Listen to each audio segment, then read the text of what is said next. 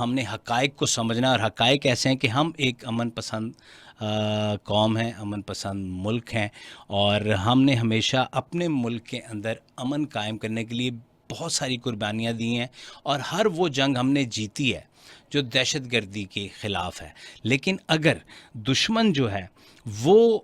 امن کے راہ میں رکاوٹ ڈالے گا اور دنیا کے اندر اس خطے میں بدامنی پھیلانے کی کوشش کرے گا، تو پھر کسی صورت ہم اس کو نہیں چھوڑیں گے، بلکہ اگر کوئی ہمیں چھیڑے گا نا تو پھر ہم اس کو نہیں چھوڑیں گے۔ تو یہ ذہن میں آپ نے رکھنا ہے کہ اب ہم نے کسی کے بہکاوے میں نہیں آنا،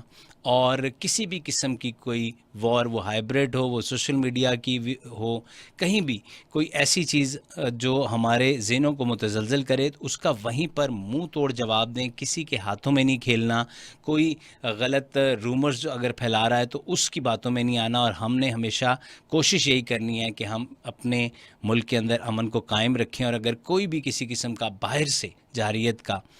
سامنا ہو تو پھر اسی طرح جیسے اب جواب دیا ہے اسی طرح کا جواب دیں۔